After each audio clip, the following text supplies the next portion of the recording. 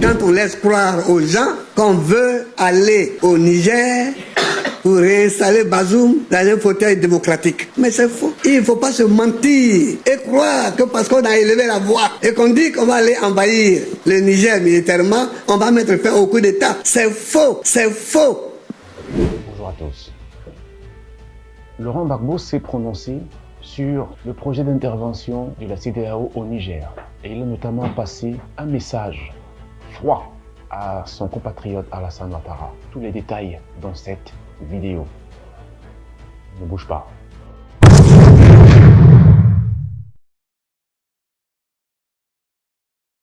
Alors hier à Abidjan, Laurent Gbagbo était face à la presse. Il devait se prononcer sur son avenir politique, mais il en a profité pour donner son avis sur la situation au Niger. Et il estime que la décision de son compatriote Alassane Ouattara d'envoyer un bataillon ivoirien au Niger est peine perdue.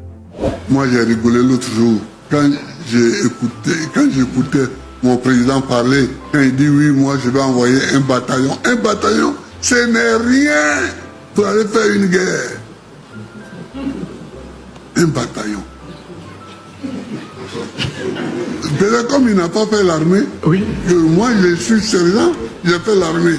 Alors c'est quoi un bataillon, monsieur le président? Mais un bataillon c'est 3 compagnies. Un bataillon c'est 3 compagnies. Mais bon, dans les pays où ils sont plus larges, ils peuvent aller jusqu'à 4 compagnies, mais ce n'est rien.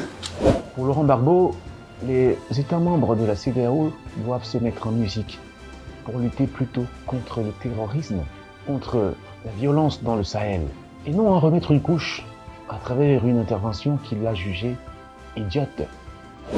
Je souhaite que cette force en attente dont ils ont parlé, qu'elle soit mobilisée et que les chefs d'état-major se réunissent pour faire un plan de lutte contre les terroristes. Les jours où on me dit que la CEDEAO s'est réunie et a décidé de lancer une vaste offensive contre les terroristes en Afrique de l'Ouest et que les chefs d'état-major ont pris la décision de faire le plan de bataille contre ceux-là, ici, ils sont venus à Bassam, les terroristes. Au nord de la Côte d'Ivoire, on les voit frémir, on les voit s'exciter un peu de temps en temps. Au Burkina, au Mali, au Niger, etc. On peut y envoyer nos forces en attente pour se battre contre les terroristes. C'est ça que j'attends de la CEDEAO. Et non pas de chercher à aller délivrer Bazoum pour le repasser au pouvoir. Bazoum, on peut le libérer par la parole, par la négociation. Mais ce qu'il faut faire, c'est d'envoyer les forces combattantes pour pourchasser les terroristes sur toute la superficie de l'Afrique de l'Ouest. C'est ça que j'attends. Laurent Gbagbo pense que l'obstination à vouloir libérer Bazoum ou alors restaurer son pouvoir n'est qu'un prétexte. Les enjeux sont plus grands qu'ils n'y paraissent. Et il pense que ce qu'il faut faire pour couper l'herbe sous les pieds de ceux qui fomentent ou qui planifient cette intervention pour déstabiliser le Sahel et créer le désordre pour mieux en profiter serait de libérer Bazoum. Libérer Bazoum afin d'évacuer la dimension émotionnelle du problème. Il n'y aura plus donc de prétexte pour intervenir à tout prix au Niger. Et j'ai aimé quand il a dit qu'un président devrait se montrer volontaire de l'accueillir, lui, Bazoum et sa famille. Laurent Gbagbo pense que le coup d'État au Niger n'est pas extraordinaire. Le coup d'État, c'est la vie en Afrique, surtout la formule la plus sournoise qui est le coup d'État institutionnel. Dans tous les pays de la CEDEAO, il y a eu combien de coups d'État? Nous vivons avec les coups d'État.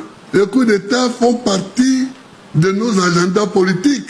Ceux qui disent qu'ils vont aller envahir le Niger, beaucoup d'entre eux sont des faiseurs de coups d'État. Quand ta constitution dit que tu as droit à 2 mandats, pas plus, et qu'au 2e mandat, tu tripatouilles la constitution pour te faire un 3e mandat, puis un 4e, puis un 5e, qu'est-ce que tu fais là? C'est pas un coup d'État ça? C'est un coup d'État. George Weah, ancien ballon d'or et président du Libéria, pensait déjà que, et je vais le lire pour vous, tant que la CEDEAO tolérera les coups d'État institutionnels qui permettent les présidences à vie il y aura des coups d'État militaires. Et on ne peut pas condamner des coups d'État militaires lorsqu'on ne condamne pas ceux qui font des coups d'État institutionnels. La CEDEAO devrait travailler pour l'intérêt de nos peuples. George Weah, président du Libéria. Que dire de plus? Comment se rendre coupable de ce que l'on reproche aux autres? Avant de vouloir enlever la paille dans l'œil du voisin, il faut couper l'arbre qui est dans ton œil. Il faut balayer devant sa cour. Ils sont tous coupables. Tous ces présidents, coupables de vol, coupables de coup d'État institutionnel. Et comme je le disais dans une précédente vidéo, conscients de leur mauvaise gestion du pays, conscients de la pauvreté qu'ils ont créée, conscients des conditions qu'ils ont créées pour l'avènement d'un coup d'État, ils veulent dissuader. Ils veulent créer la dissuasion dans leurs pays respectifs, d'où cette obstination, avec évidemment la bénédiction de leur maître pour les intérêts de qui ils se battent à corps et à cri. Vous avez compris le message? L'Afrique, c'est un problème de leadership. Tant que nos leaders ne vont pas prioriser nos intérêts, ne vont pas prioriser les intérêts de l'Afrique, les intérêts du peuple, tant que nos leaders n'auront pas la vision d'une Afrique prospère, d'une Afrique riche, ils auront toujours cette tendance à mettre les priorités là où il n'y en a pas, ou à créer un problème pour après vouloir le résoudre. Des pompiers pyromanes. J'espère que le message est clair pour tout le monde et que la CEDEAO va finalement prendre conscience de ses propres turpitudes. Merci d'avoir regardé cette vidéo, j'espère que vous en avez tiré de la graine.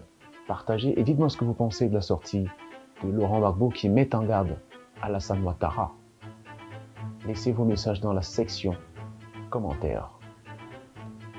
À très bientôt.